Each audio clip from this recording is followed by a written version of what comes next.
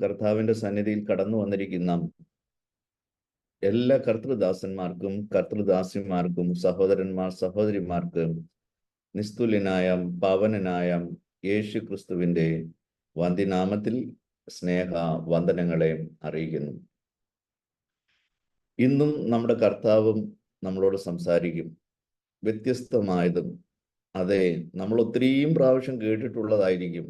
പക്ഷെ അതിനകത്ത് മറഞ്ഞു കിടക്കുന്ന വിലയേറിയ മുത്തുകളെയും പരിശുദ്ധാത്മാവ് നമുക്ക് നൽകി തരേണ്ടതിനു വേണ്ടി നമുക്ക് പ്രാർത്ഥിക്കാം. പൗലോസ് പറയുന്നുണ്ട്, വീണ്ടും വണ്ണം പറയേണ്ടുന്നതിന്, എൻ്റെ നാവിൽ വചനം ലഭിക്കേണ്ടതിന് നിങ്ങൾ എനിക്ക് വേണ്ടി പ്രാർത്ഥിപ്പീനെന്നും പൗലോസ് അപേക്ഷിക്കുന്നതും നമ്മളും വായിക്കുന്നുണ്ട്.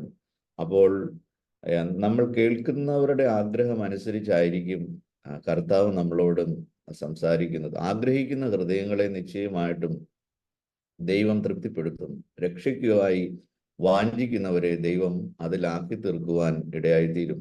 ഇന്ന് നമുക്ക് വായിക്കാം എബ്രായ ലേഖനം 11:33, ഹീബ്രൂ ചാപ്റ്റർ 11 വേഴ്സ് 33.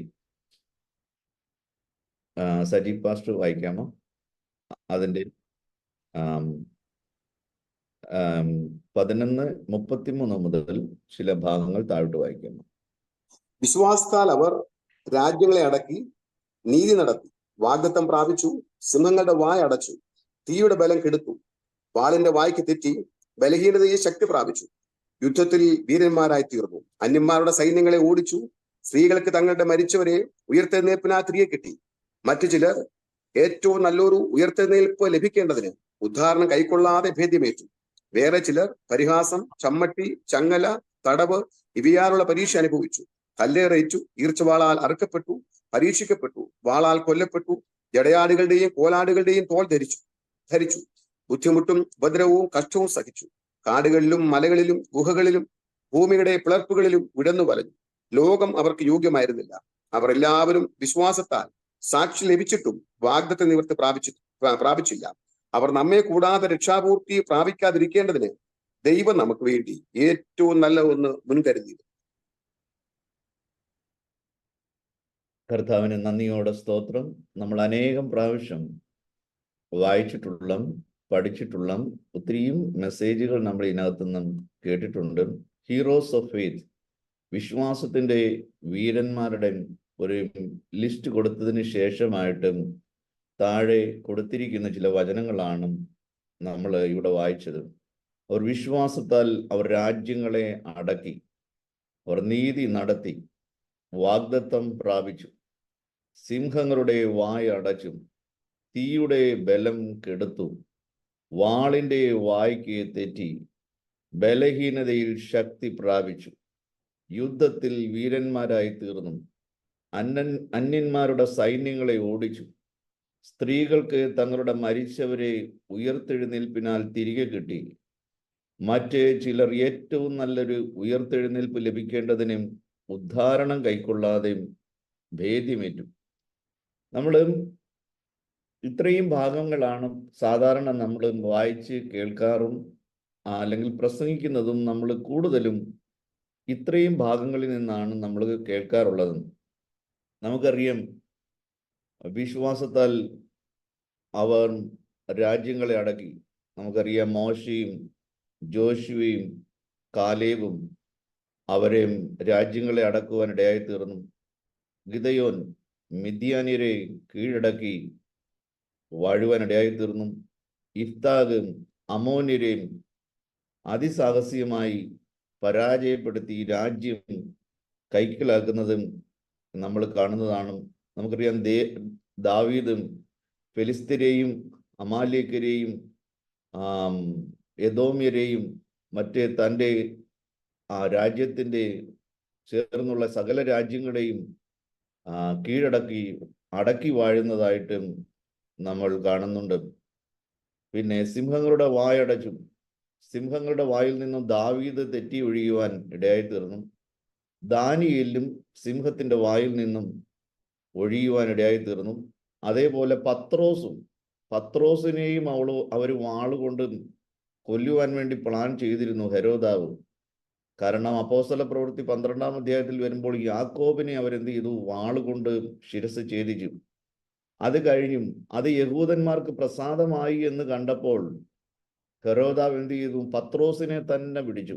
കാരണം ഇവരുടെ ഏറ്റവും വലിയ നേതാവായിരിക്കുന്ന ഇവർക്ക് എല്ലാവിധമായ ആത്മീയമായ ആലോചനകളും കൊടുക്കുന്ന പത്രോസിനെ തന്നെ ഇല്ലാതാക്കി കഴിഞ്ഞാൽ യഹൂദന്മാർ മുഴുവനും തന്നെ എന്ത് ചെയ്യും? വാഴ്ത്തുമെന്ന് ഹെരോദാവ് വിശ്വസിച്ചു. അത് മാത്രമല്ല, അത് കുറച്ചു പേരുടെ മുന്നിൽ വെച്ച് പത്രോസിനെ കൊന്നു കഴിഞ്ഞാൽ തനിക്ക് ജയ് വിളിക്കുന്നവരുടെ എണ്ണം കുറയും. കാരണം യാക്കോബിനെ കൊന്നപ്പോൾ അധികം ആളുകൾ ആരും കണ്ടില്ല, കേട്ടില്ല.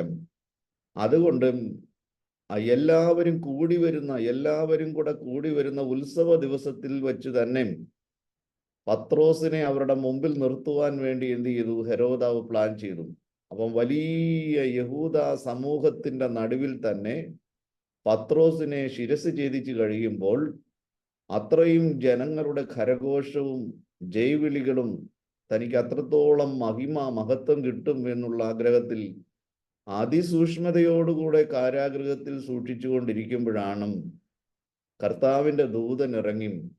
അത് 1-ാം കാവല്, 2-ാം കാവല്, 3-ാം കാവലും അകത്തെ ഏറ്റവും സൂക്ഷ്മതയോടെ 16 പട്ടാളക്കാരുടെ അകമ്പടിയിലും പട്ടാളക്കാർ വാളും ഊരിപ്പിടിച്ചും കൽപ്പന അതിശക്തമായ കൽപ്പനയാകിയാൽ അവർ കണ്ണിൽ എണ്ണയൊഴിച്ചും രാത്രിയിൽ വളരെ ജാഗ്രതയോടുകൂടെ കാവൽ നിൽക്കുമ്പോൾ കർത്താവിന്റെ ദൂതൻ ഇറങ്ങി വന്നു. ദൂതൻ ഇറങ്ങി വന്നതും ഈ പട്ടാളക്കാർക്ക് കാണാമെങ്കിലും പക്ഷെ ദൂതനെ അവർക്ക് കാണുവാൻ കഴിഞ്ഞില്ല. ചങ്ങല അഴിഞ്ഞു വീണപ്പോൾ അവിടെ വലിയ ശബ്ദമുണ്ടായി. ആ ശബ്ദം കേൾക്കുവാനും ഈ പട്ടാളക്കാർക്ക് കഴിഞ്ഞില്ല. അവിടെ അറയിലെ കൂരിരുട്ടിൽ വലിയ വെളിച്ചമുണ്ടായി. ആ വെളിച്ചം കാണുവാനും ഈ പട്ടാളക്കാർക്ക് കഴിഞ്ഞില്ല. അവിടെ നിന്ന് 1-ാം കാവല് കിറുകിറ തുറന്നു, അതും അവർക്ക് കേൾക്കുവാൻ കഴിഞ്ഞില്ല. 2-ാം കാവലും തുറന്നും, അതും അവർക്ക് കേൾക്കുവാൻ വേണ്ടി കഴിഞ്ഞില്ല. 3-ാമത്തെ കാവൽ ഇരുമ്പ് കവാടമാണ്. റോമൻ സെൻട്രൽ ജയിലിന്റെയും ഏറ്റവും ഭയങ്കരമായ 1-ാമത്തെ വലിയ ഇരുമ്പ് ഗേറ്റും കിറുകിറാതെ തുറന്നു, തനിയേ തുറന്നു. അപ്പോഴെല്ലാം ശബ്ദമുണ്ടാകുന്നുണ്ട്, പക്ഷെ ആ ശബ്ദമൊന്നും അവർക്ക് കേൾക്കുവാൻ കഴിയുന്നില്ല. നോക്കണം, നമ്മുടെ ദൈവത്തിന്റെ പ്രവൃത്തി. എത്ര സുസജ്ജമായ സൈന്യമായിരുന്നാലും, എത്ര സംവിധാനങ്ങൾ ഉണ്ടായിരുന്നാലും ഒരിക്കലും രക്ഷപ്പെടാൻ കഴിയുകയില്ല എന്നും ഞങ്ങളുടെ കൈകളിൽ നിന്നും വിടുവിക്കുവാൻ ആർക്കും, ലോകത്തിലെ ഒരു ശക്തിക്കും ഞങ്ങളുടെ കൈകളിൽ നിന്ന് വിടുവിക്കുവാൻ കഴിയത്തില്ല എന്നും ബോധ്യമായിരുന്നാലും അവിടെയും ഏത് സാഹചര്യത്തിലും ഇറങ്ങി വന്ന് വിടുവിക്കുവാൻ ശക്തനായ ഒരു ദൈവത്തെയാണ് നാം സേവിക്കുന്നത്. നോക്കണം, അത് പഴയ നിയമത്തിൽ നടന്നു, അത് പുതിയ നിയമത്തിൽ നടക്കത്തില്ലെന്നല്ല. പുതിയ നിയമത്തിലും പഴയ നിയമത്തിലും ദൈവത്തിന് ഇന്നും പ്രവർത്തിക്കുവാൻ, അവൻ ഇന്നലെയും ഇന്നും എന്നേക്കും അനന്യനായ ദൈവമാണ്. ഇന്നലെ അത്ഭുതം പ്രവർത്തിച്ച ദൈവം ഇന്നും അത്ഭുതം പ്രവർത്തിക്കും. ഇന്നലെ വിടുതലുകളെ ചെയ്ത ദൈവം ഇന്നും വിടുതലുകളെ ചെയ്യും. ഇന്നലെ ഇറങ്ങി വന്ന ദൈവം ഇന്നും ഇറങ്ങി വരും. കാരണം ദൈവം ഇന്നും ജീവിക്കുന്ന ജീവനുള്ള, വിളിച്ചാൽ വിളി കേൾക്കുന്ന, പ്രാർത്ഥനയ്ക്ക് മറുപടി നൽകുന്ന ഏക സത്യ ദൈവത്തെയാണ് നാം സേവിക്കുന്നതും നാം ആരാധിക്കുന്നതും. അതുകൊണ്ട് പണ്ട് നടന്നു, അതിപ്പോൾ നടക്കത്തില്ല എന്നുള്ള സംശയം, സാത്താൻ നമ്മുടെ ഉള്ളിലിട്ടിരിക്കുന്ന ആ ചിന്തകളെ എന്ത് ചെയ്യണം? കർത്താവായ യേശു ക്രിസ്തുവിന്റെ നാമത്തിൽ അത് നമ്മൾ എന്ത് ചെയ്യണം? വേരോടെ പിഴുതുക, നമ്മളത് തീയിലേക്ക് എറിഞ്ഞു കളയണം.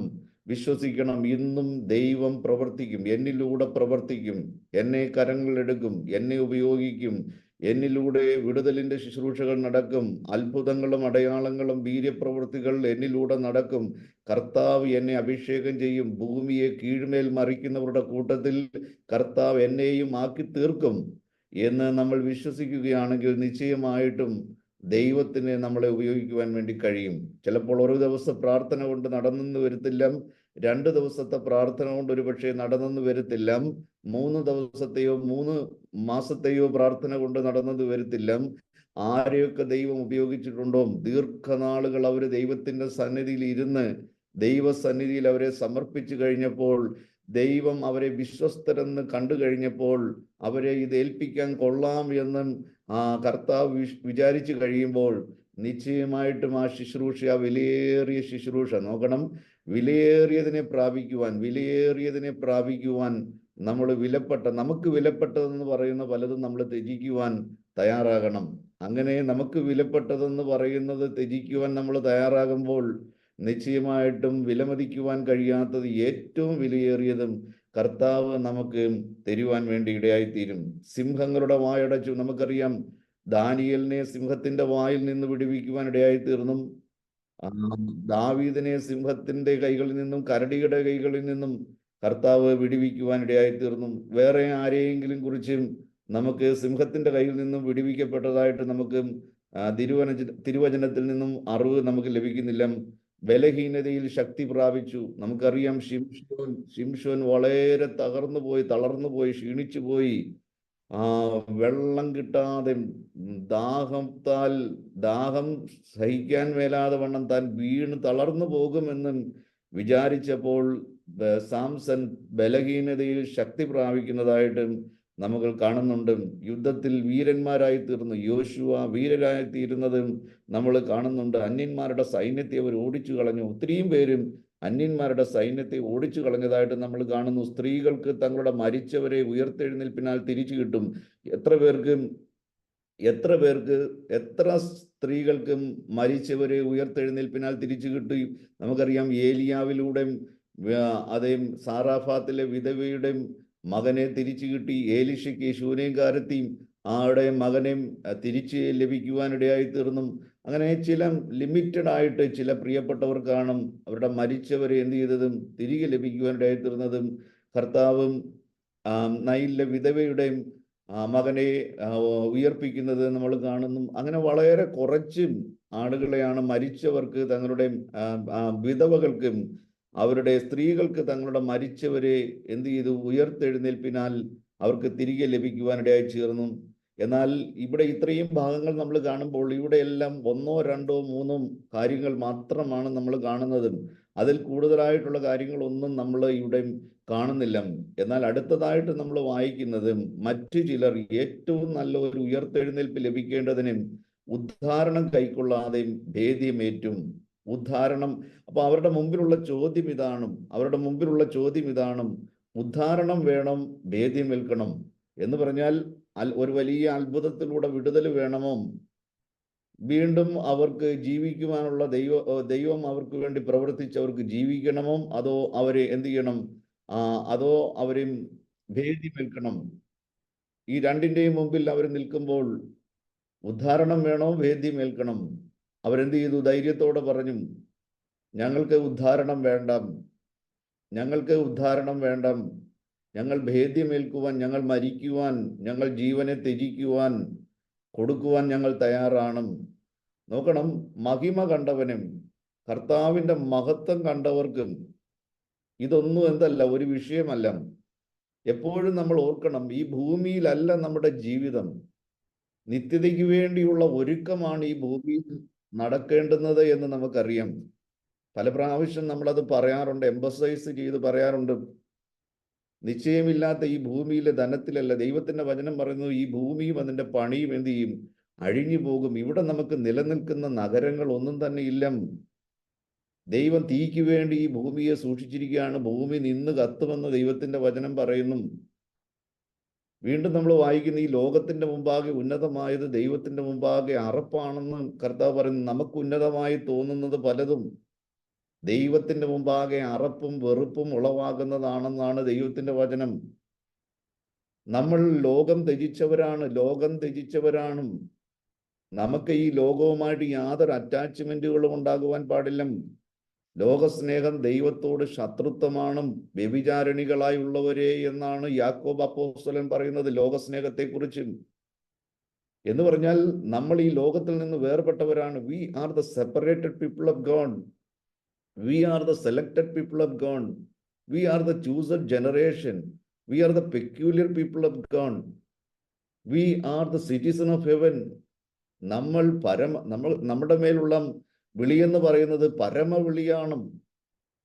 ഉന്നത വിളിയാണ്, ശ്രേഷ്ഠമായ വിളിയാണ്, വിശുദ്ധമായ വിളിയാണ്, തേജസ്സിലേക്കുള്ള വിളിയാണ്. ഇത് സാധാരണ വിളിയല്ല, വഴി നിൽക്കുന്ന ഒരു ബംഗാളിയെ വിളിക്കുന്നത് പോലൊരു വിളിയല്ല, ജോലിക്ക് വേണ്ടി ഒരാളിനെ വിളിക്കുന്നത് പോലെയുള്ള ഒരു വിളിയല്ല.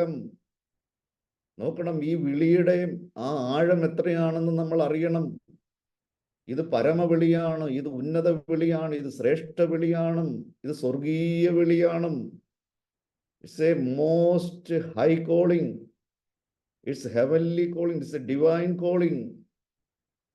ഈ വിളിയെ നമ്മൾ മനസ്സിലാക്കണം. എന്തോ ഒരു വിളിയാണ് എൻ്റെ മേൽ വന്നിരിക്കുന്നത് എന്നുള്ളതും.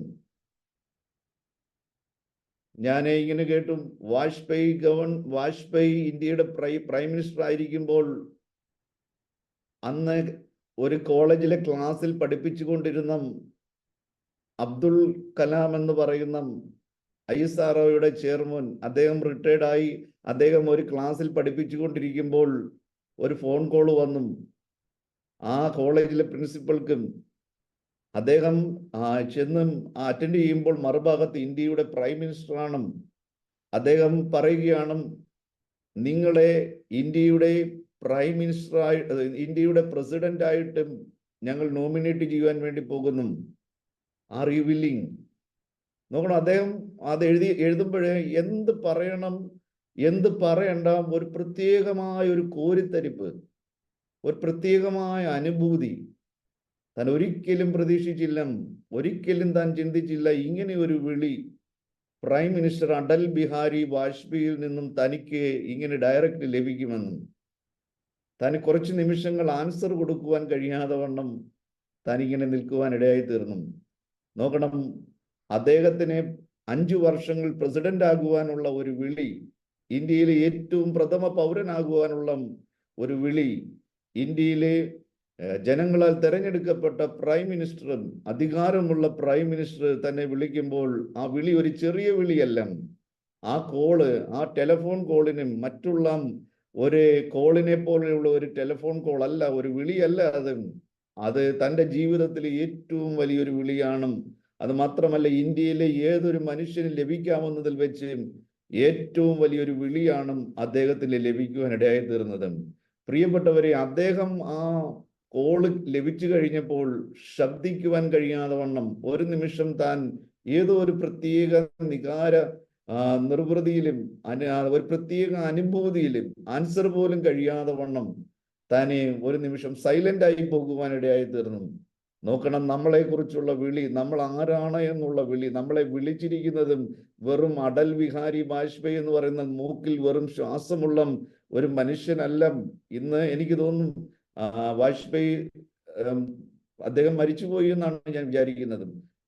അതിനെക്കുറിച്ചുള്ള ഇവിടെ ന്യൂസുകളൊന്നും അധികം വായിക്കാത്തതുകൊണ്ട് ഒരു പക്ഷേ അറിയത്തില്ല, ക്ഷമിക്കണം, അദ്ദേഹം ഉണ്ടോ എന്ന്. അദ്ദേഹം മരിച്ചു പോകുവാനിടയായി തീർന്നു. പക്ഷേ നോക്കണം, ആ ഒരു കോളും ആ മനുഷ്യന്റെ ജീവിതത്തിൽ വരുത്തിയ മാറ്റം, വെറും റിട്ടയർഡായി വെറും ഒരു സ്കൂളിലും വെറും സമയങ്ങൾ അനുസരിച്ച് ക്ലാസ്സുകൾ എടുത്തുകൊണ്ടിരുന്ന ഒരു മനുഷ്യന്റെ മേൽ ഒരു വിളി വന്നും, ഇന്ത്യയുടെ പ്രൈമിന് ഒരിക്കലും പ്രതീക്ഷിക്കാത്ത ഒരു വിളി, താൻ ഒരിക്കലും ചിന്തിച്ചില്ല, താൻ ഒരിക്കലും സ്വപ്നത്തിൽ പോലും കരുതാത്ത ഒരു കോളിംഗ് തനിക്ക് ലഭിക്കുവാൻ ഇടയായി തീർന്നു. എന്നാൽ ഓർത്തുകൊള്ളുക, നമ്മളെ വിളിച്ചിരിക്കുന്നതും നമ്മുടെ വിളി എന്ന് പറയുന്നതും അത്യുന്നതനായ ദൈവത്തിന്റെ വിളിയാണ്, പ്രപഞ്ച സൃഷ്ടാവായ ദൈവത്തിന്റെ വിളിയാണ്. നമ്മൾ ഇന്നീ കാണുന്ന ഈ ഭൂമിയിലുള്ള ചില കാര്യങ്ങൾ മാത്രമാണ് നമ്മൾ കാണുന്നതും. ഈ ഭൂമി ഏതാണ്ട് വലിയ ലോകമാണെന്നാണ് നമ്മൾ വിചാരിച്ചു കൊണ്ടിരിക്കുന്നതും. നമുക്കറിയാം, ഈ കോഴിമുട്ടയ്ക്കകത്ത് വിരിഞ്ഞു വരുന്ന ഈ കോഴിക്കുഞ്ഞ്, ഈ കോഴിമുട്ടയ്ക്കകത്ത് വിരിഞ്ഞു വരുന്ന ഈ കോഴിക്കുഞ്ഞ് വിചാരിക്കുന്നത് ഇതാണ് ലോകം, ഇതാണ് പ്രപഞ്ചം, ഇതാണ് ജീവിതം. ഇതിനറിയത്തില്ല ഇതിനെ കാത്തിരിക്കുന്നത് എന്താണെന്നും. ഈ 21 ദിവസം കഴിഞ്ഞ് ഈ മുട്ടയുടെ തോട് പൊട്ടി വെളിയിലേക്ക് വരുമ്പോൾ ഈ കോഴിക്കുഞ്ഞിനെ കാത്തിരിക്കുന്ന അതിവിശാലമായ ഈ ലോകം ഇതിന് അജ്ഞാതമാണ്. ഈ തനിക്ക് വേണ്ടി കാത്തിരിക്കുന്ന പ്രപഞ്ചം, ഈ ആകാശവിധാനം, മലകളും താഴ്വരകളും കുന്നുകളും നദികളും സമുദ്രവും, ഈ മനോഹരമായ പൂന്തോട്ടം, മനോഹരമായ പച്ച വൃക്ഷങ്ങളും വൃക്ഷലതാദികളും, ഈ വിശാലമായ ഈ ലോകത്തെക്കുറിച്ച്, ഈ കോഴിമുട്ടയ്ക്കകത്ത് ഈ വിരിഞ്ഞു വരുന്ന കോഴിക്കുഞ്ഞിന്റെ കൺസെപ്റ്റ് വളരെ കുറവാണ്. പ്രിയപ്പെട്ടവരെ, നമ്മളും ഈ ലോകത്തിലായിരിക്കുമ്പോൾ ദൈവരാജ്യത്തെക്കുറിച്ച് നമുക്ക് ഉള്ള കാഴ്ചപ്പാടുകൾ വളരെ പരിമിതമാണ്. എന്നാൽ നമ്മൾ വിചാരിക്കുന്നത് ഇതിനേക്കാൾ ഏതെങ്കിലുമൊക്കെ കുറച്ചുകൂടെ മെച്ചപ്പെട്ട ഒരു സ്ഥലമൊക്കെ ആയിരിക്കുമെന്നായിരിക്കും. നോക്കണം, നമ്മൾ സ്തോത്രം, നമ്മുടെ മേലുള്ള വിളി, നമ്മൾ ചെല്ലേണ്ടുന്ന സ്ഥലമെന്ന് പറയുന്നതും മഹത്വം കൊണ്ട് we are going to enter into the glorious kingdom of our lord Jesus Christ. We will see our glorious victorious king lord Jesus Christ. നമ്മുടെ മേലുള്ള വിളി എന്ന് പറയുന്നത് ഒരു ചെറിയ വിളിയല്ല. വീണ്ടും വീണ്ടും പറയുകയാണ്, ഇത് ചെറിയ വിളിയല്ല, വലിയ വിളിയാണ്. ഈ ലോകമെന്ന് പറയുന്നത്, ഈ ഭൂമിയിലെ ജീവിതം എന്ന് പറയുന്നത് നമ്മുടെ പ്രിപ്പറേഷൻ ആയിരിക്കണം, നമ്മുടെ ഒരുക്കമായിരിക്കണം. അതിൻ്റെ പുറകെ ഓടി, ഇതിൻ്റെ പുറകെ ഓടി, ആ കസേരയുടെ പുറകെ ഓടി, ഈ അധികാരത്തിന്റെ പുറകെ ഓടി, ഒരെല്ലും കഷണത്തിന് വേണ്ടി നായ്ക്കളെല്ലാം കൂടെ കടിപിടി കൂടുന്നത് പോലെ ഈ മണ്ണെ പ്രതി മാണിക്യം വെടിയുകയില്ല എന്ന് പാട്ട് പാടിയിട്ടും പന്നിയെ പോലെ ഛർദിച്ചതിന് ശേഷം, കുളിപ്പിച്ചതിന് ശേഷം അഴുക്കുചാലിലേക്ക് പോകുന്ന, നോക്കണം, ഇത് ഭയങ്കര ദയനീയമായി, ഇത് ഭയങ്കര ട്രാജഡിയാണ്. കാഴ്ചപ്പാടുകളൊക്കെ എവിടോട്ട് പോയി? ദർശനം എവിടെ പോയി? ലോകം എനിക്ക് വേണ്ട, ലോകത്തിന് ഇമ്പം വേണ്ട, എനിക്ക് ക്രിസ്തുവിന്റെ പുറകെ മാത്രം പോയാൽ മതി, ലോകമേതും യോഗ്യമല്ലല്ലോ ഭക്തർക്കെന്നുള്ള പാട്ടുകൾ പാടി എന്നെ ഈ ലോകത്തിൽ വിടക്കെന്ന് എണ്ണിയാലും എനിക്ക് സാരമില്ല, എനിക്ക് ദൈവരാജ്യമാണ് ഏറ്റവും വലുതും, ക്രൂശിതനായ യേശു ക്രിസ്തു മാത്രം മതി എന്നൊക്കെ നമ്മള് ഘോരം കൈയടിച്ച് നമ്മുടെ കൈകളൊക്കെ പൊട്ടിപ്പോകുവോളം നമ്മൾ പാട്ടുപാടിയവരാണ്. പ്രിയപ്പെട്ടവരും, നമ്മൾ യഥാർത്ഥമായ ദർശനത്തിലേക്ക് മടങ്ങി വരുവാൻ കർത്താവ് ആഗ്രഹിക്കുകയാണ്. അതെ, നമ്മൾ ഈ ഭൂമിയിൽ ഒരുങ്ങുന്നതനുസരിച്ചായിരിക്കും മോളോട്ടുള്ള യാത്ര സുഗമമാകുന്നത്. ഇവിടെ ഇന്ന് നമ്മൾ ദൈവരാജ്യത്തെക്കുറിച്ച് ചിന്തിക്കാതെ, കർത്താവിൻ്റെ സന്നിധിയെക്കുറിച്ച് ചിന്തിക്കാതെ, പോകുവാനുള്ള രാജ്യത്തെക്കുറിച്ച് ചിന്തിക്കാതെ നമ്മൾ അവിടെയും ഇവിടെയും അലക്ഷ്യമായി നടക്കുകയാണെങ്കിൽ, നമുക്കറിയാം, ഏതൊരു വ്യക്തിയും ഒരു യാത്രയ്ക്ക് വേണ്ടി ഒരുങ്ങുമ്പോൾ, ഒരു യാത്രയ്ക്ക് വേണ്ടി തയ്യാറാകുമ്പോൾ എന്തൊക്കെ കാര്യങ്ങളാണ് ക്രമീകരിക്കുന്നതെന്ന് അറിയാമോ?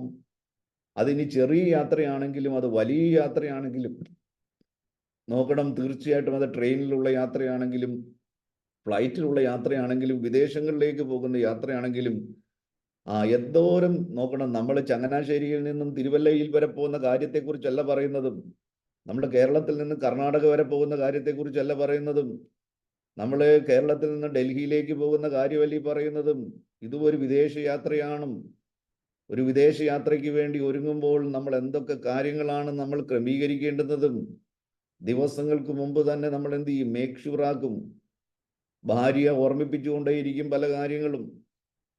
എത്ര ഓർമ്മിപ്പിച്ചാലും ചില കാര്യങ്ങൾ എന്ത് ചെയ്യും? ചിലപ്പോൾ നമ്മൾ മറന്നുപോകും. ചിലപ്പം വീട്ടിൻ്റെ വെളിയിൽ നിന്ന് ഇറങ്ങി കഴിയുമ്പോഴായിരിക്കും, വണ്ടിക്കകത്ത് കയറി കഴിയുമ്പോഴായിരിക്കും ഓർക്കുന്നതും. എന്തായാലും അധികം ദൂരം പോയിട്ടില്ലെങ്കിൽ വീണ്ടും നമുക്ക് എടുക്കുവാൻ വേണ്ടി കഴിയും. ഒരു പ്രാവശ്യം ഞങ്ങൾ അന്നത്തെ സമയത്തെന്ന് പറഞ്ഞാൽ ഈ ഇലക്ട്രോണിക്സ് ടിക്കറ്റ് വരുന്നതിന് മുമ്പുള്ള സമയമാണ്. അന്ന് ഈ മാനുവൽ ടിക്കറ്റിന്റെ സമയമാണ്. ഞാൻ പല പ്രാവശ്യം എൻ്റെ വൈഫിനോട് പറഞ്ഞു, പാസ്പോർട്ടും ടിക്കറ്റും അത് രണ്ടും എല്ലാം റെഡിയാണെന്ന് പറഞ്ഞു. ഞങ്ങൾ എയർപോർട്ടിൽ ചെന്ന് കഴിഞ്ഞപ്പോൾ ടിക്കറ്റ് ഇന്ന് പിന്നെ ടിക്കറ്റിന്റെ ആവശ്യമൊന്നുമില്ല, പേര് മാത്രം പറഞ്ഞാൽ മതി. അപ്പോഴത്തേക്ക് അവിടെ നിന്ന് വിയർക്കുവാൻ വേണ്ടി തുടങ്ങി. അപ്പൊ പെട്ടെന്ന് തന്നെ പിന്നെ പോയിട്ട് തിരിച്ചു വരിക എന്ന് പറഞ്ഞു കഴിഞ്ഞാൽ അത് ഭയങ്കര ടാസ്ക്കാണ്. കാരണം ട്രാഫിക് കൂടുന്ന സമയമാണ്, പീക്ക് ടൈം വരികയാണ് രാത്രിയിലും. ഒരു 10 മണി തൊട്ട് 11 മണി വരെയൊക്കെ എന്ന് പറയുമ്പോൾ റോഡ് നല്ല ജാമായിരിക്കും ചില സമയത്ത്. അപ്പം എന്ത് ചെയ്യും? എന്തായാലും ഈ വച്ചിരിക്കുന്നത് വൈഫാണ് സാധനം വെച്ചിരിക്കുന്നത്. അപ്പം ഞാൻ തിരിച്ചു പോയി കഴിഞ്ഞാൽ എനിക്കത് എവിടെയാണ് വെച്ചിരിക്കുന്നത് എനിക്കറിയത്തില്ല. അതുകൊണ്ട് എന്ത് ചെയ്തു? കൂടെ വന്ന സഹോദരൻ്റെ കൂടെ തിരിച്ച് വീട്ടിലേക്ക് പോവുകയാണ്. കുറേ പോയി കഴിഞ്ഞപ്പോൾ എന്തായാലും ഞാൻ കൗണ്ടറിൽ ചെന്ന് കഴിഞ്ഞപ്പോൾ ചോദിച്ചു നോക്കിയപ്പോൾ അവർ ചെക്ക് ചെയ്തപ്പോൾ സിസ്റ്റത്തിൽ അത് കാണുവാൻ ഇടയായി തീർന്നു. അവരെ തിരിച്ചു വിളിക്കുവാൻ ഇടയായി തീർന്നു. നോക്കണം, അന്ന് വളരെ അത്ഭുതകരമായിട്ട് യാത്ര ചെയ്യാൻ കഴിഞ്ഞു. ഇല്ലെങ്കിൽ ഞങ്ങൾ 3 മക്കളും ഞാനും ഭാര്യയും, ഞങ്ങൾ 5 പേർക്കും ആ യാത്ര നോക്കണം 2 മാസമായിട്ട് നമ്മൾ തയ്യാറെടുത്ത് എല്ലാം പ്രിപ്പയർ ചെയ്തും സകലവും സജ്ജീകരിച്ച്. ഇത് എൻ്റെ ജീവിതത്തിലുള്ള, പലരും പാസ്പോർട്ട് മറന്നു പോയിട്ടുണ്ട്, ഒന്നും മറന്നിട്ടില്ല. മീനച്ചാറ് മറന്നില്ല, ബീഫ് അച്ചാറ് മറന്നില്ല, പിന്നെ ലോകത്തിലുള്ള എന്തൊക്കെ അച്ചാറുകളുണ്ടോ അതൊന്നും മറന്നു പോയിട്ടില്ല. എല്ലാ സാധനങ്ങളും തയ്യാറാക്കി, പച്ച മാങ്ങ, ഉരുളം പുളി, വാളൻ പുളിയും എന്ന് വേണ്ട എല്ലാ കാര്യങ്ങളും, കൊപ്ര വേറെ പാക്ക് ചെയ്തു, പച്ചത്തേങ്ങ വേറെ പാക്ക് ചെയ്തു, കപ്പയും ചേമ്പും എല്ലാം വേറെ വേറെ പാക്ക് ചെയ്തു, എല്ലാം പ്രിപ്പയർ ആയി. അന്ന് രാവിലെ തന്നെ പാക്ക് ചെയ്യേണ്ട കാര്യങ്ങൾ അന്ന് പാക്ക് ചെയ്ത്, ലൈവായിട്ട് പാക്ക് ചെയ്യേണ്ടതെല്ലാം, ഉണക്കമീൻ വരെ പാക്ക് ചെയ്തു, എല്ലാം പ്രിപ്പയർ ചെയ്ത് വെച്ചിരിക്കുകയാണ്. ചമ്മന്തിപ്പൊടി ഒരു ദിവസം മുമ്പേ പാക്ക് ചെയ്തെല്ലാം റെഡിയാക്കി വെച്ചു. പക്ഷേ കൊണ്ടുപോകേണ്ടുന്ന സാധനം കൊണ്ടുപോയില്ല എന്നുണ്ടെങ്കിൽ യാത്രയ്ക്ക് വേണ്ടി ഏറ്റവും പ്രധാനപ്പെട്ടത് പാസ്പോർട്ടാണ്. പാസ്പോർട്ട് മാത്രമല്ല, വിസയും കയ്യിൽ വേണം. ഇന്നത്തെ കാലഘട്ടത്തിൽ നമുക്ക് ഈ ഇലക്ട്രോണിക്സ് വേൾഡ് ആയതുകൊണ്ടും ഇൻഫർമേഷൻ ടെക്നോളജിയും ഡെവലപ്പ് ആയതുകൊണ്ടും കാര്യങ്ങളൊക്കെ വളരെ സുഗമമാണ്. എന്നാലും ഏറ്റവും അത്യാവശ്യമായിട്ട് നമുക്ക് പാസ്പോർട്ടും നമ്മുടെ കൈകളിൽ വിസയും വളരെ ആവശ്യമാണ്. ഇത് രണ്ടും നമ്മുടെ കൈകളിൽ ഉണ്ടായെങ്കിൽ മാത്രമേ നമുക്ക് യാത്ര സുഗമമാകും. അതേ, പാസ്പോർട്ട് വാലിഡ് ആയിരിക്കണം, വിസയും വാലിഡ് ആയിരിക്കണം. കാരണം എമിഗ്രേഷനിൽ ഇത് ക്ലിയർ ചെയ്യണമെന്നുണ്ടെങ്കിൽ, നമുക്ക് പാസ് ചെയ്ത് പോകണമെന്നുണ്ടെങ്കിൽ വാലിഡ് ആയിട്ടുള്ള, ചില ആളുകൾ പ്രിന്റും കൊണ്ട് ചെല്ലും. പ്രിന്റും കൊണ്ട് ചെന്ന് കഴിയുമ്പോൾ അവർ സിസ്റ്റത്തിൽ ചെന്ന് ചെക്ക് ചെയ്ത് കഴിയുമ്പോൾ റീ എൻട്രി എക്സ്പയർ ആയി പോയിട്ടുണ്ട്, അല്ലെങ്കിൽ ഇക്കാമ എക്സ്പയർ ആയി പോയിട്ടുണ്ട്, അല്ലെങ്കിൽ കാലാവധി തീർന്നു പോയിട്ടുണ്ട്. പണ്ടൊക്കെ പേപ്പർ കാണിച്ചാൽ മതിയായിരുന്നു. ഇപ്പൊ പേപ്പർ മാത്രമല്ല, അവർ ഓൺലൈൻ ചെക്ക് ചെയ്തുകൂടെ നോക്കും, ഇത് വാലിഡ് ആണോ അല്ലയോ എന്നുകൂടെ. വാലിഡ് അല്ലെങ്കിൽ എത്രയോ പേര് ഓരോ പ്രാവശ്യം എയർപോർട്ടിൽ ചെല്ലുമ്പോൾ നിരാശയോടുകൂടെ, വേദനയോടുകൂടെ സൈഡുകൾ മാറി നിൽക്കുന്നത് കണ്ടിട്ടുണ്ട്. പ്രിയപ്പെട്ടവർ, ഈ അവസ്ഥകളൊന്നും നമ്മുടെ ജീവിതത്തിൽ വരരുത്. നമ്മളൊരു യാത്രയ്ക്ക് വേണ്ടി തയ്യാറാവുകയാണ്. ഈ വേണ്ടാത്ത ചപ്പും ചവറും അതിൻ്റെ പുറകിലല്ല നമ്മൾ നടക്കേണ്ടുന്നതും. ഈ ഭൂമിയിൽ വിട്ടുകളഞ്ഞിട്ട് പോകേണ്ടതിന് വേണ്ടിയല്ല നമ്മൾ പ്രാർത്ഥിക്കേണ്ടുന്നതും. നമ്മൾ അധ്വാനിക്കേണ്ടത്, പോകുമ്പോൾ നമ്മുടെ കൂടെ എന്തൊക്കെ നമുക്ക് കൊണ്ടുപോകുവാൻ വേണ്ടി കഴിയും. മക്കളൊക്കെ വിദേശങ്ങളിൽ നിന്നും വീട്ടിലേക്ക് വെക്കേഷനായിട്ട് വരുമ്പോൾ അവരെന്തൊക്കെ കാര്യങ്ങളാണ് എല്ലാവരും ഇവിടെ നിന്ന് പറഞ്ഞ് ചോദിക്കുന്ന കാര്യങ്ങളെല്ലാം അവരും ലിസ്റ്റ് അനുസരിച്ച് അവരെന്ത് ചെയ്യാണ്, വാങ്ങിച്ച് പാക്ക് ചെയ്തും റെഡി ആയിട്ടും മാസങ്ങളെടുത്തും അവസരം കിട്ടുമ്പോഴെല്ലാം അവർ ഷോപ്പിങ്ങിന് പോയി ഓരോന്ന് വാങ്ങിച്ചു വയ്ക്കുകയാണ്. പ്രിയപ്പെട്ടവരെ, നമ്മൾ ഒരു യാത്രയ്ക്ക് വേണ്ടി ഒരുങ്ങുകയാണ്. അത് ഈ ഭൂമിയിൽ വിട്ടുകളഞ്ഞിട്ട് പോകേണ്ടതിന് വേണ്ടി നമ്മൾ പ്രാർത്ഥിക്കരുതും. കൂടെ കൊണ്ടുപോകുവാനുള്ളതിന് വേണ്ടി, നമ്മൾ പോകുന്ന ഇടത്തേക്ക്, നമ്മൾ ചെല്ലുന്ന ഇടത്തേക്ക് കൊണ്ടുപോകുവാനുള്ളതിന് വേണ്ടി നമ്മൾ എന്ത് ചെയ്യണം? പ്രാർത്ഥിക്കണം, ഉപവസിക്കണം. അപ്പോൾ ചോദിക്കും, എന്ത് നമുക്ക് നമ്മുടെ കൂടെ കൊണ്ടുപോകുവാൻ വേണ്ടി കഴിയും? മറ്റൊന്നുമില്ല, ആത്മാക്കൾ മാത്രം. നമ്മളുടെ കൂടെ വരുന്നതും നമുക്ക് നമ്മളുടെ കൂടെ കൊണ്ടുപോകുവാൻ കഴിയുന്നതും ആത്മാക്കൾ മാത്രമാണ്. നമ്മൾ ആത്മഭാരമുള്ളവരായിരിക്കണം. ഈ മഹത്വം കണ്ടവർക്ക് ഇതൊന്നും ഒരു വിഷയമല്ല. നിങ്ങൾക്ക് ഉദ്ധാരണം വേണോ? നിങ്ങൾ ഭേദ്യം വെക്കുവാൻ തയ്യാറാണോ? അവർ പറഞ്ഞു, ഞങ്ങൾ ഭേദ്യം ഏൽക്കുവാൻ തയ്യാറാണ്. ഇവിടെ നമ്മൾ വായിക്കുകയാണ്, മറ്റു ചിലർ ഏറ്റവും നല്ലൊരു ഉയർത്തെഴുന്നേൽപ്പ് ലഭിക്കേണ്ടതിനും ഉദ്ധാരണം കൈക്കൊള്ളാതെ ഭേദ്യമേറ്റു. വേറെ ചിലർ പരിഹാസം, ചമ്മട്ടി, ചങ്ങലം, തടവ് ഇവയാലുള്ള പരീക്ഷ അനുഭവിച്ചു. നമുക്കറിയാം, 2-3 പേര് മാത്രമാണ് സിംഹത്തിന്റെ വായിൽ നിന്നും രക്ഷ പ്രാപിച്ചതും. ഓർത്തു നോക്കുക, ലക്ഷക്കണക്കിന് ആളുകൾ സിംഹത്തിന്റെ വായ്ക്ക് ഇരയായി തീരുവാനിടയായി തീർന്നു. ഓരോ ഞായറാഴ്ച ദിവസവും റോമൻ കൊലോസിയത്തിൽ വിശന്ന് കിടക്കുന്ന 60, 70, 80, 100 സിംഹങ്ങളെ അങ്ങോട്ട് അഴിച്ചുവിടും. എന്നിട്ട് ഇവർക്ക് ഭക്ഷണമായി കൊടുക്കുന്നത് ക്രിസ്ത്യാനികളെയാണ്. അന്ന് റോമിൽ നിലനിന്നിരുന്ന ഒരു സ്ലോഗനുണ്ട്, ക്രിസ്ത്യൻസ് ആർ ഫോർ ലയൺ. ക്രിസ്ത്യാനികൾ സിംഹത്തിനുള്ളതാണ്, സിംഹത്തിന്റെ ഇരകളാണ്, സിംഹത്തിന്റെ ആഹാരമാണ്. അന്ന് ഓരോ ഞായറാഴ്ചകളിലും 100 ക്രിസ്ത്യാനി, 150 ക്രിസ്ത്യാനി, 200 ക്രിസ്ത്യാനിക്ക് അറിയാം, യേശു ക്രിസ്തുവിനെ ഏറ്റുപറഞ്ഞാൽ, ക്രിസ്ത്യാനിയാണെന്ന് പ്രഖ്യാപിച്ചു കഴിഞ്ഞാൽ കർത്താവായ യേശുവിനെ ഹൃദയത്തിൽ വിശ്വസിച്ചാൽ മാത്രം പോരാ, വായ് കൊണ്ട് ഏറ്റു പറയണം. പൗലോസ് ആ കൺസെപ്റ്റിലാണ് എഴുതിയത്. റോമൻ കാരാഗൃഹത്തിൽ കിടക്കുമ്പോൾ അന്ന് റോമൻ കൈസറാണ് രാജാവും, റോമൻ കൈസറാണ് കർത്താവും, റോമൻ കൈസറാണ് ദൈവം. റോമൻ കൈസറെയാണ് ആരാധിക്കേണ്ടത്. റോമൻ കൈസർ അല്ലാതെ വേറൊരു കർത്താക്കന്മാരുണ്ടാകാൻ പാടില്ല. അതിൻ്റെ നടുവിൽ നിന്നുകൊണ്ടാണ് പൗലോസ് ലേഖനം എഴുതുന്നത്. നാം രക്ഷിക്കപ്പെടണമെങ്കിൽ ഹൃദയം കൊണ്ട് വിശ്വസിച്ചാൽ മാത്രം പോരാ. ഹൃദയം കൊണ്ട് വിശ്വസിക്കാനാണെങ്കിൽ എത്ര വർഷം വേണമെങ്കിലും നമുക്ക് വിശ്വസിക്കുവാൻ വേണ്ടി കഴിയും, എത്ര വർഷം ജീവിക്കുവാൻ വേണമെങ്കിലും കഴിയും. പക്ഷേ ഹൃദയം കൊണ്ട് വിശ്വസിച്ചാൽ മാത്രം പോരാ, വായ് കൊണ്ട് ഏറ്റു പറയണം. ആരാ ഏറ്റു പറയുന്ന? ആരുടെ മുമ്പിലും? എന്തായാലും നമുക്ക് തന്നെ ഏറ്റു പറയാൻ പറ്റത്തില്ലല്ലോ. മറ്റൊരാളുടെ മുമ്പിലായിരിക്കണം ഏറ്റു പറയേണ്ടതും. ആരുടെ മുമ്പിൽ? റോമൻ പട്ടാളക്കാരുടെ മുമ്പിലാണ് ഏറ്റു പറയേണ്ടതും. എന്താ ഏറ്റു പറയേണ്ടതും? കൈസർ അല്ല എൻ്റെ കർത്താവും, കൈസർ അല്ല എൻ്റെ ദൈവം, കൈസർ അല്ല എൻ്റെ രാജാവും. എന്താണ് അവർ ഏറ്റു പറഞ്ഞെന്നറിയാമോ? യേശു ക്രിസ്തു ആണ് എൻ്റെ കർത്താവ്. Jesus Christ is my Lord, Jesus Christ is my Lord. കർത്താവായ യേശുവിനെ കർത്താവ് എന്ന് ഏറ്റുപറയുകയാണ്. അങ്ങനെ ഏറ്റു പറയുമ്പോൾ കൈസർ അല്ല കർത്താവ്, യേശുവാണ് കർത്താവ് എന്ന് ഏറ്റു പറയുമ്പോൾ എന്താണ്? ഉടനെ അവൻ അറസ്റ്റ് ചെയ്യപ്പെടുകയാണ്, ക്യാപിറ്റൽ പണിഷ്മെന്റ് ലഭിക്കുകയാണ്. അവൻ എന്ത് ചെയ്യുകയാണ്? അടുത്ത ഞായറാഴ്ച ദിവസം സിംഹത്തിന് ഇരയായി കൊടുക്കുവാൻ കാക്കപ്പെടുകയാണ്.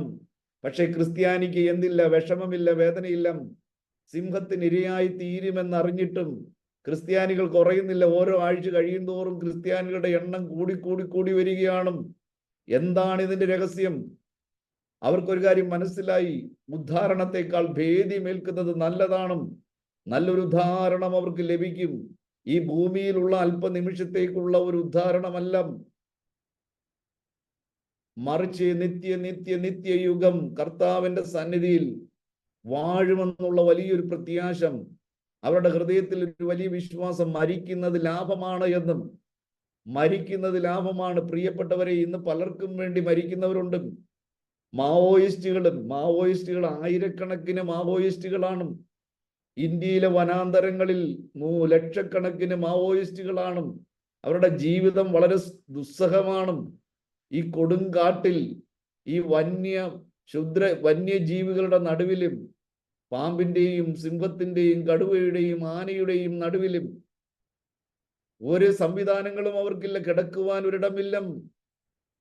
മഴ പെയ്തു കഴിഞ്ഞാൽ മുഴുവനും ഒലിച്ചു പോകുകയാണ്. അവർക്ക് ആഹാരത്തിന് വേണ്ടി എത്ര കണ്ണ് വെട്ടിച്ചു വേണം അവർക്ക് ആഹാരം എത്തുവാൻ.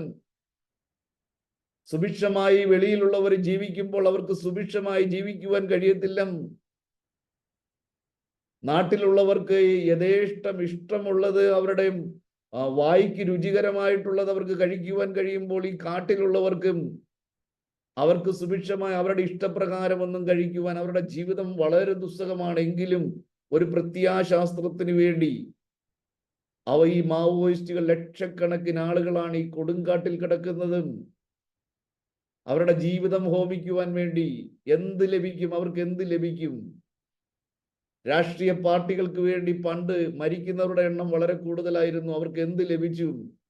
രക്തസാക്ഷികൾ എന്ന് പറയുന്ന ഓരോ സ്തംഭങ്ങളൊക്കെ നാട്ടി നോട്ടീസുകളും ഫോട്ടോകളും ഒക്കെ അടിച്ചിറക്കി രക്തസാക്ഷികൾ എന്നൊക്കെ പറഞ്ഞ് അവരുടെ പേരിൽ വോട്ട് സമ്പാദിക്കുന്നതല്ലാതെ സിനിമാ നടന്മാർക്ക് വേണ്ടി, നടിമാർക്ക് വേണ്ടി എത്ര പേരാണ് മരിച്ചതും?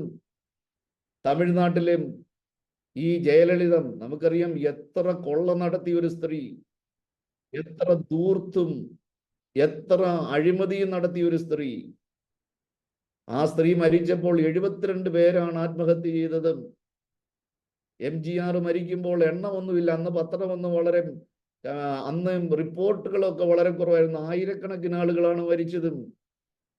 സിനിമാ നടന്മാർക്ക് വേണ്ടി, നടിമാർക്ക് വേണ്ടി മരിക്കുന്നു, രാഷ്ട്രീയ പാർട്ടികൾക്ക് വേണ്ടി മരിക്കുന്നു, പിന്നെ മതത്തിന് വേണ്ടി മരിക്കുന്നു.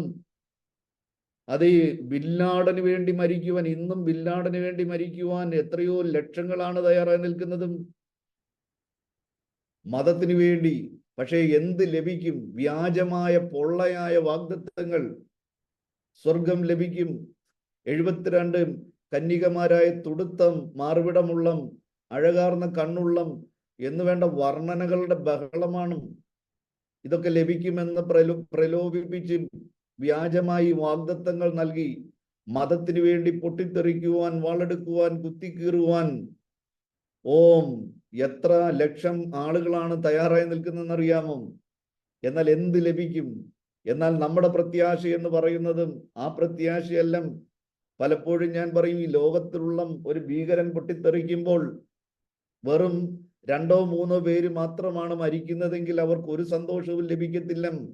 അവരുടെ നേതാവ് വളരെ നിരാശനായിരിക്കും. എന്നാൽ ഒരാള് ബോംബ് വെച്ച് കെട്ടി പൊട്ടിത്തെറിക്കുമ്പോൾ ഒരു 100 പേര് 200 പേര് മരിച്ചു വീഴുമ്പോൾ ആ നേതാവിന് വലിയ സന്തോഷമായിരിക്കും. അവർ ആഘോഷം നടത്തും. കാരണം അവരുടെ മിഷൻ സക്സസ് ആയി.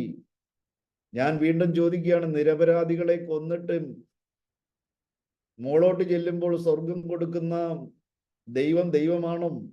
നിരപരാധികളെ, സാധുക്കളായ മനുഷ്യരെ കൊന്നിട്ട് മോളോട്ട് ചെല്ലുമ്പോൾ സ്വർഗം കിട്ടുമെന്ന് പറഞ്ഞും നിരപരാധികളായ മനുഷ്യരെ കൊന്നിട്ട് മേളോട്ട് ചെല്ലുമ്പോൾ സ്വർഗം കൊടുക്കുന്ന ദൈവമാണോ? ഇന്ന് ലോകത്തിൽ ഏറ്റവും കൂടുതൽ ആളുകൾ രക്തസാക്ഷിയായിട്ടുള്ളത് ക്രിസ്തുവിന് വേണ്ടിയാണ്. ക്രിസ്തുവിന് വേണ്ടിയാണ്. ഏകദേശം 14 കോടി ആളുകളാണ് ക്രിസ്തുവിന് വേണ്ടി രക്തസാക്ഷിത്വം വരിച്ചിട്ടുള്ളതും. 14 കോടിയോളം ആളുകളാണ് ക്രിസ്തുവിന് വേണ്ടി രക്തസാക്ഷിത്വം വരിച്ചിട്ടുള്ളതും. ഇന്നും നമ്മൾ നമ്മുടെ ജീവിതം ഹോമിക്കുവാൻ തയ്യാറാണ്. മറ്റുള്ള ആരുടെയെങ്കിലും തലയെടുത്തിട്ടല്ല, മറ്റുള്ളവരെ കൊന്നിട്ടല്ല, മറിച്ച് എത്രത്തോളം ആളുകളെ ജീവനിലേക്ക് നമുക്ക് പിടിച്ചു കയറ്റുവാൻ കഴിയുമോ അത്രത്തോളം ആളുകളെ ജീവനിലേക്ക് കൊണ്ടുവന്നിട്ട് നമ്മൾ നമ്മുടെ ജീവിതം ഹോമിക്കുവാൻ തയ്യാറാണ്. രക്ഷിക്കപ്പെട്ട് യഥാർത്ഥമായി ക്രിസ്തുവിന്റെ മഹത്വം കണ്ട ഒരു ക്രിസ്ത്യാനി, ക്രിസ്തീയ ജീവിതത്തിന്റെ മഹത്വം കണ്ട ഒരു വ്യക്തി, സ്വർഗീയ ദർശനം പ്രാപിച്ച ഒരു വ്യക്തി ഒരിക്കലും ഈ ലോകത്തിൽ ഒന്നും ആഗ്രഹിക്കത്തില്ല. പൗലോസ് പറഞ്ഞതുപോലെ, വിട്ടുപിരിഞ്ഞ് ക്രിസ്തുവിനോടുകൂടെ ചേരുന്നത് ഞാൻ ഏറെ ആഗ്രഹിക്കുന്നു, ഏറെ വാഞ്ചിക്കുന്നു.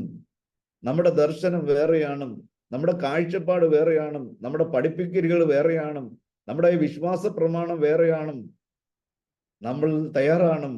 നമുക്ക് വേണ്ടി ജീവനെ തന്ന ഈ കർത്താവിന് വേണ്ടി ജീവനെ കൊടുക്കുവാൻ നമ്മൾ തയ്യാറാണ്. നോക്കണം, അനേകരും വാളിനാൽ ചില ആളുകൾ മാത്രമേ രക്ഷപ്പെട്ടുള്ളൂ. ദാവീദ് വാളിന്റെ വായ്ത്തലയിൽ നിന്ന് രക്ഷപ്പെട്ടു. പത്രോസ് വാളിന്റെ വായ്ത്തലയിൽ നിന്നും രക്ഷപ്പെടുവാനിടയായി തീർന്നു. ഏലിയാവിനെ ആ ഇസബേൽ എന്ന് പറയുന്ന നീചസ്ത്രീ, നാളെ ഈ നേരത്ത് നിന്റെ ഉടലിന്മേൽ ശിരസിരിക്കുവാൻ പാടില്ല, വലിയ കൊലവിളി നടത്തുകയാണ്. പക്ഷേ സ്വർഗത്തിലെ ദൈവം വാളിൽ നിന്നും ഏലിയാവിനെ രക്ഷിക്കുവാനിടയായി തീർന്നു.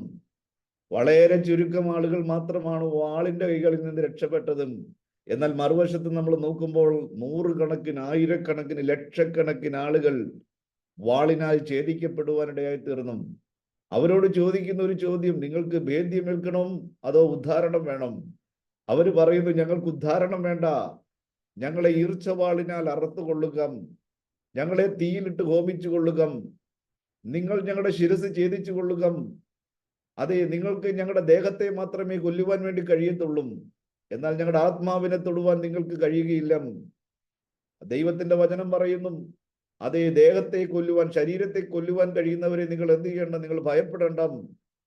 അതേ, ആത്മാവിനെയും ശരീരത്തെയും നരകത്തിൽ നശിപ്പിക്കുവാൻ കഴിയുന്നവനെ തന്നെ ഭയപ്പെടുവീൻ എന്ന് ദൈവത്തിന്റെ വചനം നമ്മൾ കേൾക്കുകയാണ്. ഈ ലോകത്തിലെ മനുഷ്യർക്ക് എന്ത് ചെയ്യുവാൻ വേണ്ടി കഴിയും? നമ്മുടെ ശരീരത്തെ മാത്രമേ എന്തെങ്കിലും അവർക്ക് ചെയ്യുവാൻ വേണ്ടി കഴിയത്തുള്ളൂ. പ്രിയപ്പെട്ടവർ, എന്ത് വേണമെങ്കിലും ഈ ശരീരത്തിൽ ചെയ്യട്ടെ. നമ്മുടെ കർത്താവായ യേശു ക്രിസ്തു പറഞ്ഞു, എന്നെ ഉപദ്രവിച്ചുവെങ്കിൽ അവർ നിങ്ങളെയും ഉപദ്രവിക്കും, എന്നെ സ്വീകരിച്ചുവെങ്കിൽ അവർ നിങ്ങളെയും സ്നേഹിച്ചു. കർത്താവും ഗുരുവുമായി എന്നെ അവർ ഉപദ്രവിച്ചുവെങ്കിൽ നിങ്ങളെ വെറുതെ വിടത്തില്ല. അതിന് തയ്യാറുള്ളവർ മാത്രം എന്നെ അനുഗമിച്ചാൽ മതി. ഒരുവൻ എന്നെ അനുഗമിക്കുവാൻ തീരുമാനിക്കുകയാണെങ്കിൽ അവൻ ഒന്നാമതായിട്ട് ചെയ്യേണ്ട കണ്ടീഷൻ എന്താണെന്ന് ചോദിച്ചു കഴിഞ്ഞാൽ, അവന് വേണ്ടിയുള്ള ജീവിതം ആദ്യം അവസാനിപ്പിക്കണം. ഞാൻ എനിക്ക് വേണ്ടി ജീവിക്കുന്നത് ഞാൻ അവസാനിപ്പിക്കുന്നു. ഇന്ത്യൻ പട്ടാളത്തിൽ ഒരാൾ ജോയിൻ ചെയ്യുമ്പോൾ അവരെ വായിപ്പിക്കും, പ്രതിജ്ഞ ചെയ്യിക്കും. ആ പ്രതിജ്ഞ എഴുതിയിട്ട് എന്ത് ചെയ്യും? ഒപ്പുകൊട്ടിക്കും. അതായത് രാജ്യത്തിന് വേണ്ടി എൻ്റെ ജീവിതം ഹോമിക്കുവാൻ ഞാൻ തയ്യാറാണ്. രാജ്യത്തെ സേവിക്കുവാൻ ഞാൻ പൂർണ്ണമായിട്ട് എന്നെ തന്നെ സമർപ്പിക്കുന്നു. എന്നേക്കാൾ, എൻ്റെ ജീവനേക്കാൾ അധികമായി ഞാൻ എൻ്റെ രാജ്യത്തെ സ്നേഹിക്കും. അങ്ങനെ പ്രതിജ്ഞ എഴുതി ഒപ്പിട്ട് അത് തമ്പ് ഇംപ്രഷനും കൂടെ ചെയ്തു കഴിയുമ്പോഴാണ് ഇന്ത്യൻ പട്ടാളത്തിലേക്കും, എന്ന് പറഞ്ഞാൽ അവൻ രാജ്യത്തിൻ്റെ സേവകനായിട്ട് അവനെ എന്ത് ചെയ്യുകയാണ്, അപ്പോയിന്റ് ചെയ്യുകയാണ്. പ്രിയപ്പെട്ടവരെ, സ്വർഗരാജ്യം എന്നൊക്കെ പറയുന്നതും നമ്മൾ ഒരു പ്രതിജ്ഞ എടുത്തവരാണ്, നമ്മളൊരു തീരുമാനമെടുത്തവരാണ്, നമ്മൾ സെപ്പറേറ്റ് ആയവരാണ്. എന്തിനു വേണ്ടിയാണ്? കർത്താവിനെ മാത്രം, കർത്താവിന്റെ രാജ്യം മാത്രം, ദൈവത്തിന് വേണ്ടി മാത്രം ജീവിക്കുവാൻ വേണ്ടി സമർപ്പിക്കപ്പെട്ടവരാണ് നമ്മൾ. നമ്മുടെ ദൗത്യം എന്ത് ചെയ്യരുത്, ഒരിക്കലും നമ്മൾ മറന്നു പോകരുതും. അതെ, കൈസർ അല്ല ദൈവം, കൈസർ അല്ല കർത്താവും, കൈസർ അല്ല രാജാവും, യേശു ക്രിസ്തുവാണ് എൻ്റെ കർത്താവും എന്ന് ഏറ്റുപറയുവാൻ ഏത് സാഹചര്യത്തിലും ഏത് വാളിന്റെ മുമ്പിലും ഏറ്റുപറയുവാൻ നമുക്ക് മനസ്സുണ്ടായിരിക്കണം. അങ്ങനെ ഇല്ലാത്ത ഒരു വ്യക്തിക്ക് ഒരിക്കലും ക്രിസ്തുവിന്റെ ശിഷ്യനായിരിക്കുവാൻ കഴിയത്തില്ല. തന്നെത്താൻ ത്യജിക്കണം, ഒന്നാമത്തെ കണ്ടീഷൻ. എന്നിട്ട് തൻ്റെ കുരിശുമെടുത്തുകൊണ്ട്, ആ കുരിശെന്ന് പറയുന്നത് മരണത്തിന്റെ സിമ്പലാണ്, അവനവന്റെ മരണവും എടുത്തുകൊണ്ട് എന്നെ എന്ത് ചെയ്യണം, എന്നെ അനുഗമിക്കണം. നമ്മൾ കഴിഞ്ഞ ആഴ്ചകളിൽ നമ്മൾ പഠിച്ചു, മരിച്ച ഒരു വ്യക്തിയെ എങ്ങനെ കൊല്ലുവാൻ, ആർക്ക് കൊല്ലുവാൻ വേണ്ടി കഴിയും? മരിച്ച ഒരു വ്യക്തിയെ ആർക്ക് കൊല്ലുവാൻ വേണ്ടി കഴിയും? ആർക്കും കൊല്ലുവാൻ കഴിയത്തില്ല. നമ്മൾ മരിച്ചവരാണ്. ഗോതമ്പ് മണി നിലത്ത് വീണ് ചാകുന്നില്ല എങ്കിൽ അത് തനിയേയിരിക്കും. ഗോതമ്പ് മണി നിലത്ത് വീണ് ചത്തും. പിന്നെയും നമ്മൾ പറഞ്ഞു, നിങ്ങൾ മരിച്ചു, നിങ്ങളുടെ ജീവൻ ക്രിസ്തുവിനോടുകൂടെ ദൈവത്തിൽ മറഞ്ഞിരിക്കുന്നു. പൗലോസ് പറയുന്നു, എല്ലാ ദിവസവും ഞങ്ങൾ മരണം ഞങ്ങളുടെ ശരീരത്തിൽ വഹിക്കുകയാണ്. നോക്കണം, വാളിന്റെ വായ്ത്തലയിൽ നിന്നും ചിലരെ രക്ഷപ്പെട്ടപ്പോൾ ആയിരക്കണക്കിന് ആളുകൾ വാളിന്റെ വായ്ത്തലയാൽ ഛേദിക്കപ്പെടുവാനിടയായി തീർന്നു. പിന്നെയും വായിക്കുകയാണ്, കല്ലേറിയേറ്റും. കല്ലേറിൽ നിന്നും അനേകം പ്രാവശ്യം പൗലോസ് രക്ഷ പ്രാപിച്ചിട്ടുണ്ട്. ഏറ് കൊള്ളാതെയല്ല, ഏറുകൊണ്ട് തല മുഴുവനും പൊട്ടിച്ചിതറി, ശരീരമാസകലം ഒടിഞ്ഞു നുറുക്കപ്പെട്ടും, ശരീരം മുഴുവനും മുറിവുകളേറ്റും, വലിച്ചഴച്ച് കൊണ്ടുപോയി ചവറ്റുകൊട്ടയിൽ എറിഞ്ഞു. കാരണം കാണുന്നവർക്കെല്ലാം അറിയാം, എപ്പോഴേ ചത്തുപോയി, എപ്പോഴേ മരിച്ചുപോയി, ഒരിക്കലും ഈ മനുഷ്യൻ ഇനി ജീവിച്ചെഴുന്നേൽക്കത്തില്ല. പക്ഷെ അത്ഭുതകരമായി ദൈവം എന്ത് ചെയ്യുകയാണ്, അവിടെ ഇൻസ്റ്റന്റ് ഹീലിംഗ് കൊടുക്കുകയാണ്. ഒടിഞ്ഞു നുറുങ്ങിയ കാലുകളൊക്കെ, ഈ ഭൂമിയിലാണെങ്കിൽ ആ ഫ്രാക്ചർ മാറ്റണമെങ്കിൽ പ്ലാസ്റ്ററിനകത്ത് 1, 2, 3 മാസമൊക്കെ ഇടണം. പക്ഷെ സ്വർഗത്തിലെ ദൈവം എന്ത് ചെയ്യുകയാണ്, പൗലോസിനെ ഇൻസ്റ്റന്റ് ആയിട്ട് ഹീൽ ചെയ്യുകയാണ്. എന്നിട്ട് അടുത്ത ദിവസം വേറെ പട്ടണത്തിൽ പൗലോസ് പ്രസംഗിക്കുകയാണ്. നമ്മുടെ ദൈവത്തിന് മാനുഷികമായിട്ടുള്ള കൺസെപ്റ്റിലല്ല, നമ്മുടെ കർത്താവിന് ഒന്നും അസാധ്യമല്ല. മരിച്ചു എന്ന് പറഞ്ഞു വലിച്ചഴിച്ചു കൊണ്ടുപോയി ചവറ്റുകൊട്ടയിൽ എറിയപ്പെട്ട മനുഷ്യൻ അടുത്ത ദിവസം എന്ത് ചെയ്യുകയാണ്, അടുത്ത ദിവസം അടുത്ത സ്ഥലത്ത് നിന്ന് ദൈവത്തിന്റെ വചനം ഘോഷിക്കുകയാണ്. ദൈവത്തിന് എന്തും പ്രവർത്തിക്കുവാൻ കഴിയും, ദൈവത്തിന് ഏതും പ്രവർത്തിക്കുവാൻ വേണ്ടി കഴിയും. നമ്മൾ അസാധ്യങ്ങളെ സാധ്യമാക്കുന്ന ദൈവമെന്ന് പറയുമ്പോൾ അത് വെറും ഒരു ഫ്രേസല്ല, വെറും ഒരു വാക്കായിട്ട് മാത്രമല്ല അവസാനിപ്പിക്കേണ്ടത്. ദൈവത്തിന് ഇന്നും വിടുവിക്കുവാൻ കഴിയും. അതായത് വിടുവിച്ചാലും വിടുവിച്ചില്ലെങ്കിലും നമുക്കറിയാം, തീയിൽ നിന്നും 3 ബാലകന്മാര് തീക്കുണ്ടത്തിന്റെ നടുകിൽ നിന്ന് രക്ഷ പ്രാപിച്ചു. They are really heroes of faith. അവരുടെ വിശ്വാസം വലുതായിരുന്നു. എന്നാൽ എത്രയോ വിശുദ്ധന്മാരെ തീക്കുണ്ടത്തിൽ എന്ത് ചെയ്തു, കത്തിച്ച് ഹോമിക്കുവാനിടയായി തീർന്നു. കത്തിച്ച് ഹോമിക്കുവാൻ വേണ്ടി ആദ്യമായിട്ടും ഗ്രീക്ക് ഭാഷയിൽ നിന്നും ഇംഗ്ലീഷിലേക്ക് ബൈബിൾ വിവർത്തനം ചെയ്ത ജോൺ വിക്ലിഫ്, അദ്ദേഹം കത്തോലിക്ക സഭയുടെ കർദിനാലായിരുന്നു. അദ്ദേഹത്തിന് ഭാഷാ പരിചയമുള്ളത് കൊണ്ടും ഈ ചെയ്യുന്ന പ്രവൃത്തികളെല്ലാം ദൈവികമല്ലാത്ത കാര്യങ്ങളാണ് എന്ന് മനസ്സിലാക്കിയപ്പോൾ എല്ലാവർക്കും ഇതൊന്ന് വായിച്ച് മനസ്സിലാക്കുവാൻ തക്കവണ്ണം ഇംഗ്ലീഷ് ഭാഷയിലേക്ക് വിവർത്തനം ചെയ്തു. പക്ഷേ കത്തോലിക്ക പാപ്പാന്മാർ അദ്ദേഹത്തെ പിടിക്കുവാനിടയായി തീർന്നു, അദ്ദേഹത്തെ തുറുങ്കലിൽ അടയ്ക്കുവാനിടയായി തീർന്നു. അവരുടെ കോപം അടങ്ങുന്നില്ല. കാരണം അദ്ദേഹം വിവർത്തനം ചെയ്ത ഭാഗങ്ങളൊന്നും അവർക്ക് ലഭിക്കുവാനിടയായി തീർന്നില്ല. അത് കടത്തുവാനിടയായി തീർന്നു, അത് സുരക്ഷിതമായി കൈകളിലേക്ക് പോകുവാനിടയായി തീർന്നു. അദ്ദേഹത്തെ അവർ പിടിച്ചിട്ട് എന്ത് ചെയ്തു, തുറുങ്കലിൽ അടച്ചു. എന്നിട്ട് എന്ത് ചെയ്തു? കഴുകുമരത്തിൽ തൂക്കിക്കൊന്നും. എന്നിട്ട് ഭൂമിയിലെ അടക്കം ചെയ്തും. എന്നിട്ടും അവരുടെ കോപം ശമിക്കാഞ്ഞിട്ട്, കോപം അടക്കുവാൻ കഴിയാതെ കുഴിച്ചിട്ട ഡെഡ് ബോഡി പുറത്തെടുത്തിട്ട് എന്ത് ചെയ്തു? തീക്കകത്ത് കത്തിച്ച് ചാരമാക്കി. എന്നിട്ട് അവർ തീരുമാനമെടുത്ത് ഈ മനുഷ്യന്റെ ഒരു റിമൈനിങ്, ഒരു ഭൗതിക അവശിഷ്ടം പോലും ഈ മണ്ണിൽ, ഭൂമിയിൽ കാണാൻ പാടില്ല എന്ന് പറഞ്ഞിട്ട് ആ ചാരമെടുത്തിട്ട് നൈൽ നദിയിൽ ഒഴുക്കി കളയുവാനിടയായി തീർന്നു. അത് കഴിഞ്ഞ് ജോൺ ഹസ് എന്ന് പറയുന്ന കർദിനാൾ എഴുന്നേറ്റും. അദ്ദേഹവും ഈ കത്തോലിക്ക മതത്തിന്റെയും ദുരാചാരങ്ങൾക്കെതിരെ അദ്ദേഹം പ്രഖ്യാപനം, ബോധവൽക്കരണം നടത്തുവാൻ വേണ്ടി തുടങ്ങി. അദ്ദേഹത്തെയും എന്ത് ചെയ്തു? രാജാവിന്റെ കൽപ്പന പ്രകാരം പാപ്പാന്മാരെന്ത് ചെയ്തു? അതേ തീക്കുണ്ടത്തിൽ വിറകുകൾ അടുക്കി അതിന്റെ മുകളിൽ ചങ്ങലകളാൽ ബന്ധിച്ച് ജോൺ ഹസ് എന്ന് പറയുന്ന വിശുദ്ധനെ തീക്കുണ്ടത്തിന് ഇരയാക്കുവാനിടയായി തീർന്നു. അത് കഴിഞ്ഞിട്ട് വില്യം ടിൻഡേൽ വരുവാനിടയായി തീർന്നു. അദ്ദേഹത്തിന്റെ കൈകാലുകൾ മുറിച്ചു മാറ്റുവാൻ, തൂക്കിക്കൊല്ലുവാനും പിന്നീട് കത്തിച്ച് ചാരമാക്കുവാനും ഇടയായി തീർന്നു. പ്രിയപ്പെട്ടവരെ, ഇന്ന് നമ്മുടെ വീടുകളിലെല്ലാം ബാത്റൂമിൽ വരെ ബൈബിൾ വെച്ചിരിക്കുകയാണ്. അടുക്കളയിൽ നോക്കിക്കഴിഞ്ഞാൽ അടുക്കളയിലും ബൈബിളാണ്. എവിടെ നോക്കിക്കഴിഞ്ഞാലും ഇങ്ങനെ ബൈബിള്. നമുക്കൊരു വിലയും ഇതിന് നമ്മൾ കാണുന്നില്ല. പക്ഷെ ഇതിനു വേണ്ടി വില കൊടുത്തം, ഇതിനുവേണ്ടി ജീവിതം ഹോമിപ്പിക്കപ്പെട്ടം, ഇതിനുവേണ്ടി കുണ്ടത്തിൽ അമരപ്പെട്ടം ഒത്തിരി വിശുദ്ധന്മാരുണ്ടെന്നുള്ള കാര്യം നമ്മൾ മറന്നു പോകരുത്. നോക്കണം, 2-3 ബാലകന്മാര് തീക്കുണ്ടത്തിൽ നിന്ന് രക്ഷപ്പെട്ടു. തീയുടെ ബലത്തെ അവർ കെടുത്തി. പക്ഷെ ആയിരക്കണക്കിന് ലക്ഷക്കണക്കിന് ആളുകൾ തീക്കുണ്ടത്തിൽ ഹോമിക്കപ്പെട്ടു എന്നുള്ള കാര്യം ഓരോ വിശുദ്ധന്മാരും മറന്നു പോകരുത്. നമ്മൾ വീണ്ടും വായിക്കുകയാണ്, മറ്റു ചിലർ ഏറ്റവും നല്ലൊരു ഉയർത്തെഴുന്നേൽപ്പ് ലഭിക്കേണ്ടതിന് ഉദ്ധാരണം കൈക്കൊള്ളാതെ ഭേദ്യമേറ്റും. അവർക്ക് മനസ്സിലായി മരിക്കുന്നത് നല്ലതാണ്. ഉദ്ധാരണത്തെക്കാൾ ഹീറോസ് ഓഫ് ഫെയ്ത്തിൽ വരുന്നതിനേക്കാൾ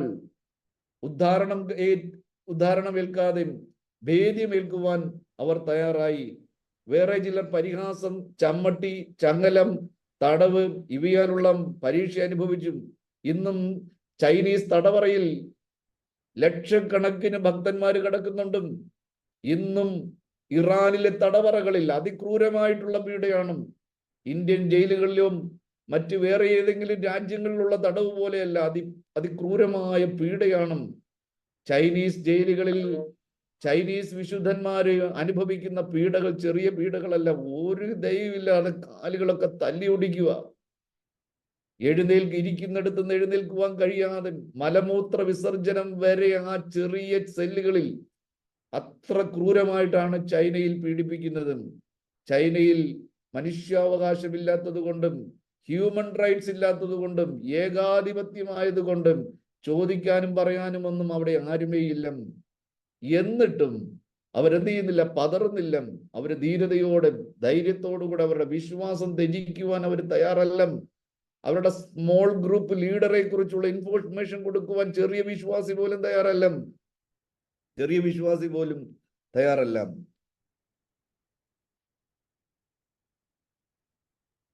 ഇൻഫർമേഷൻ കൊടുക്കുവാൻ ചെറിയ വിശ്വാസി പോലും തയ്യാറല്ല. കാരണം അവർക്ക് ഈ സത്യം അറിയാം. ചൈനയിലെ ഒരാൾ ക്രിസ്ത്യാനിയായി കഴിഞ്ഞാൽ അവർക്കറിയാം, ഒന്നും കിട്ടാൻ വേണ്ടി പോകുന്നില്ല. പീഡ മാത്രമേ ഉള്ളൂ, നഷ്ടങ്ങൾ മാത്രമേ ഉള്ളൂ, ഉപദ്രവങ്ങൾ മാത്രമേ ഉള്ളൂ, വേദനകൾ മാത്രമേ ഉള്ളൂ. എന്നിട്ടും അവർക്കൊരു കാഴ്ചപ്പാടുണ്ടായി, ഈ കഷ്ടം നല്ലതിന് വേണ്ടിയാണ്, ഈ പീഡ നല്ലതിന് വേണ്ടിയാണ്, ഈ ഉപദ്രവം നന്മയ്ക്ക് വേണ്ടിയാണ്. വീണ്ടും വായിക്കുകയാണ്, അതെ, കല്ലേറിയേറ്റും, ഈർച്ചവാളാൽ അറുക്കപ്പെട്ടു, പരീക്ഷിക്കപ്പെട്ടും, വാളാൽ കൊല്ലപ്പെട്ടും, അതെ, പരീക്ഷിക്കപ്പെട്ടു, ജടയാളുകളുടെയും കോലാടുകളുടെയും തോൽ ധരിച്ചു, ബുദ്ധിമുട്ടും ഉപദ്രവവും കഷ്ടവും സഹിച്ചു, കാടുകളിലും മലകളിലും ഗുഹകളിലും ഭൂമിയുടെ പിളർപ്പുകളിലും ഉഴന്നു നടന്നു. ലോകം അവർക്ക് യോഗ്യമായിരുന്നില്ല. അവരെല്ലാവരും വിശ്വാസത്താൽ സാക്ഷ്യം ലഭിച്ചിട്ടും വാഗ്ദത്ത നിവൃത്തി പ്രാപിച്ചില്ല. കാരണം അവർ നമ്മെ കൂടാതെ രക്ഷാപ്രവൃത്തി പ്രാപിക്കാതിരിക്കേണ്ടതിന് ദൈവം നമുക്ക് വേണ്ടി ഏറ്റവും നല്ലതൊന്ന് മുൻകരുതിയിരുന്നു. പ്രിയപ്പെട്ടവരെ, ഈ ഭാഗം ഇപ്പോൾ ഇവിടെ അവസാനിക്കുകയാണ്. നമ്മൾ അത്ഭുതത്തിന് വേണ്ടി കാത്തിരിക്കുന്നവരാണ്, വീണ്ടും ജീവിക്കുവാൻ വേണ്ടി കൊതിയുള്ളവരാണ്. അതൊരവസരം ലഭിച്ചാൽ, വചനം പറയുന്നത്, തൻ്റെ ജീവനെ കളയുന്നവൻ അതിനെ നേടും, തൻ്റെ ജീവനെ നേടുന്നവൻ അതിനെ കളയുവാനിടയായിത്തീരും. നമുക്ക് ഒരേ ഒരു ആയുസ്സേ ഉള്ളൂ, ഒരേ ഒരു ജീവിതമേ ഉള്ളൂ. അത് ഏത് നിമിഷവും രക്ഷിക്കപ്പെട്ട കർത്താവായ യേശു ക്രിസ്തുവിനെ സ്വീകരിച്ച് ഏതൊരു വ്യക്തിയും എപ്പോഴും ഏത് സമയവും തന്റെ ജീവനെ കളയുവാൻ മനസ്സുള്ള വ്യക്തിയായിരിക്കണം. ഈ വെളിപ്പാട് പുസ്തകത്തിൽ നമ്മൾ വായിക്കുന്നുണ്ട്, ഭീരുക്കൾ, പേടിത്തൊണ്ടന്മാര്, പേടിച്ചു തൂറികൾ ദൈവരാജ്യത്തിൽ കടക്കത്തില്ല. അവർ പക്ഷേ രക്ഷിക്കപ്പെട്ടവരായിരിക്കും, ചിലപ്പോൾ സ്നാനപ്പെട്ടവരായിരിക്കും, ചിലപ്പോൾ അന്യഭാഷ പറയുന്നവരായിരിക്കും, ചിലപ്പോൾ സഭയുടെ സെക്രട്ടറി ആയിരിക്കും, ചിലപ്പോൾ സെൻട്രൽ പാസ്റ്റർ ആയിരിക്കും, ചിലപ്പോൾ ഓവർസിയർ ആയിരിക്കും. നോക്കണം, അവർ ഭീരുവാണെങ്കിൽ, അവർ പേടിച്ചു തൂറികളാണെങ്കിൽ, ഭയമുള്ളവരാണെങ്കിൽ, കാരണം അവർ ഒരിക്കലും ദൈവരാജ്യത്തിൽ കിടക്കുകയില്ല. നമ്മൾ തിമോഥെയോസ് ലേഖനത്തിൽ വായിക്കുന്നു, ദൈവം നമുക്ക് തന്നിരിക്കുന്നത് ഭീരുത്വത്തിന്റെ ആത്മാവിനെ അല്ല, ധൈര്യത്തിന്റെയും സുബോധത്തിന്റെയും സ്നേഹത്തിന്റെയും ആത്മാവിനെയാണ്, ധൈര്യത്തിന്റെ ആത്മാവിനെയാണ്. അസാധാരണമായ ധൈര്യം. ഈ ധൈര്യം ഇവർക്ക് എവിടെ നിന്നും? ഈ ധൈര്യം നമുക്ക് ലഭിക്കണമെങ്കിൽ, ഈ ഭയം നമ്മളിൽ നിന്ന് വിട്ടുപോകണമെങ്കിൽ പരിശുദ്ധാത്മാവിന്റെ ശക്തി നമുക്ക് ആവശ്യമാണ്. നമ്മള് അന്യഭാഷ പറയുന്നുണ്ട്, നമ്മൾ വിചാരിക്കുന്നത് ഇത് പരിശുദ്ധാത്മാവാണെന്ന്. യഥാർത്ഥത്തിൽ പരിശുദ്ധാത്മാവ് നമ്മുടെ മേൽ വരുമ്പോൾ നമുക്ക് ശക്തി ലഭിക്കുമെന്നാണ്. എന്തിനുള്ള ശക്തിയാ? ഉച്ചത്തിൽ കൈയടിക്കുവാനുള്ള ശക്തിയല്ല, ഉച്ചത്തിൽ പാട്ടുപാടുവാനുള്ള ശക്തിയല്ല, ഉച്ചത്തിൽ ഹല്ലേലൂയ പറയുവാനുള്ള ശക്തിയല്ല, മറിച്ച് ജാതികളുടെ ഇടയിൽ സാക്ഷികളാകുവാൻ, ലോകത്തിന്റെ മുമ്പിൽ സാക്ഷികളാകുവാൻ, ചെന്നായ്ക്കളുടെ ഇടയിൽ കുഞ്ഞാടുകളെ പോലെ കടന്നു പോകുവാനുള്ള ധൈര്യം, അസാധാരണമായ ധൈര്യം, ദൃഢധൈര്യം, ഉറപ്പും ധൈര്യവും, ഇതാണ് പരിശുദ്ധാത്മാവ് നമുക്ക് നൽകുന്നതും. പരിശുദ്ധാത്മാവിനെ നമ്മൾ പ്രാപിച്ചു വീണ്ടും നമ്മളിൽ ഭയം വ്യാപരിക്കുന്നുവെങ്കിൽ ഓർത്തുകൊള്ളുക, പരിശുദ്ധാത്മാവല്ല നമ്മളിൽ വ്യാപരിക്കുന്നത്. ദൈവം നമ്മളെ ധൈര്യശാലികളായിട്ടാണ് വിളിച്ചിരിക്കുന്നതും. ഇന്നും നമ്മുടെ ഉള്ളിൽ ഭയം ഉണ്ടെങ്കിൽ ഓർത്തുകൊള്ളുക, നാം പ്രാർത്ഥിച്ച് ഉപവസിച്ച് അതിനെ നാം അകറ്റിക്കളയുവാൻ. ഈ ഭയം ഉള്ളിടത്തോളം നമ്മുടെ ശുശ്രൂഷ വിജയിക്കത്തില്ല, പേടി ഉള്ളിടത്തോളം നമ്മുടെ ശുശ്രൂഷ വിജയിക്കത്തില്ല. എന്തു വന്നാലും ഏതു വന്നാലും, മരണമെങ്കിൽ മരണം. രാവിലെ വീട്ടിൽ നിന്ന് ഇറങ്ങുമ്പോൾ ഒരുപക്ഷെ ചിന്തിച്ചുകൊള്ളുക, ഇന്നൊരു പക്ഷേ എൻ്റെ ജീവിതത്തിൽ അവസാനത്തെ ദിവസമായിരിക്കും. ജീവിക്കുകയാണെങ്കിൽ ക്രിസ്തുവിന് വേണ്ടി ഏത് സാഹചര്യത്തിലും കർത്താവിനെ ഏറ്റു പറയുവാൻ നമ്മൾ എന്ത് ചെയ്യരുത്? മടിക്കരുതും. ആരുടെ മുമ്പിലും എവിടെയും. ഒരുപക്ഷെ നമ്മൾ അറസ്റ്റ് ചെയ്യപ്പെട്ട് കഴിഞ്ഞാൽ പോലീസ് സ്റ്റേഷനിൽ എഴുതി കൊടുക്കരുത്, ഞാൻ ഇനി യേശുവിനെ പ്രസംഗിക്കത്തില്ലെന്ന് എഴുതി കൊടുക്കരുത്. അങ്ങനെ എത്രയോ പേര് എഴുതി കൊടുത്തതിന്റെ പേരിൽ ജാമ്യം ലഭിച്ചു എന്നറിയാമോ? അങ്ങനെ എഴുതി കൊടുക്കരുത്. ഇത് പ്രസംഗിക്കപ്പെടേണ്ടതാണ്, ഇത് പ്രചരിപ്പിക്കപ്പെടേണ്ടതാണ്, ഇതിലൂടെ മാത്രമേ രക്ഷയുള്ളൂ എന്ന് നമ്മൾ മറന്നു പോകരുത്. നമുക്ക് കണ്ണുകളടയ്ക്കാം. സ്വർഗീയ പിതാവേ, കേട്ട വചനങ്ങൾക്കായിട്ട് സ്തോത്രം ചെയ്യുന്നു. കർത്താവേ, അനേകര് വാളിന്റെ വായ്ത്തലയിൽ നിന്ന് ഒഴുകിപ്പോയി, അനേകര് തീയുടെ ബലത്തെ കിടത്തി, അനേകര് സിംഹത്തിന്റെ വായെ അടയ്ക്കുവാൻ ഇടയായി തീർന്നു, അനേകർ പരാക്രമശാലികളായി രാജ്യങ്ങളെ അടക്കുവാൻ ഇടയായി തീർന്നു. എന്നാൽ മറുവശത്ത് അവർ ഭേദ്യം ഏൽക്കുവാൻ തയ്യാറായി, ഉദ്ധാരണം കൈക്കൊള്ളാതെ ഭേദ്യം ഏൽക്കുവാൻ തയ്യാറായി. ആയിരക്കണക്കിന് ആളുകൾ തീയിൽ ഹോമിക്കപ്പെട്ടു, ആയിരക്കണക്കിന് ആളുകൾ വാളിനാൽ ഛേദിക്കപ്പെടുവാൻ ഇടയായി തീർന്നു, ആയിരക്കണക്കിന് ആളുകൾ സിംഹത്തിന്റെ വായ്ക്ക് ഇരയായി തീരുവാൻ ഇടയായി തീർന്നു, ആയിരക്കണക്കിന് ആളുകൾ ജയിലഴികളിൽ കിടക്കുന്നു. ഇന്നും കർത്താവെ, അങ്ങയുടെ നാമത്തിന് വേണ്ടി ചൈനയിലും ഇറാനിലും ലോകത്തിന്റെ പല രാജ്യങ്ങളിലും അനേകർ പീഡിതരായി കിടക്കുന്നു. കർത്താവെ, ഈ ധൈര്യം അവർക്ക് കൊടുത്തിരിക്കാനുള്ള സ്തോത്രം ഞങ്ങളെയും തൃക്കരങ്ങളിലേക്ക് സമർപ്പിക്കുന്നു. ഞങ്ങൾക്ക് ഞങ്ങളെ തന്നെ ത്യജിക്കുവാൻ, കർത്താവിനെ മാത്രം ഏറ്റുകൊള്ളുവാൻ, ഏത് സാഹചര്യത്തിലും കർത്താവിനെ ഏറ്റുപറയുവാൻ, ഞങ്ങളുടെ ഈ ചെറിയ ജീവിതം പൂർണ്ണ ഹൃദയത്തോട് അങ്ങയ്ക്ക് വേണ്ടി സമർപ്പിക്കപ്പെടുവാൻ, ജീവിക്കുന്നുവെങ്കിൽ കർത്താവിന് വേണ്ടി മരിക്കുന്നത് ലാഭമെന്നെണ്ണുവാൻ കർത്താവ് ഞങ്ങളെ സഹായിക്കണമേ എന്ന് പ്രാർത്ഥിക്കുന്നു. പ്രാർത്ഥന കേട്ടതിനായിട്ട് സ്തോത്രം. യേശു ക്രിസ്തുവിൻ നാമത്തിൽ സ്വർഗീയ പിതാവേ, ആമേൻ, ആമേൻ.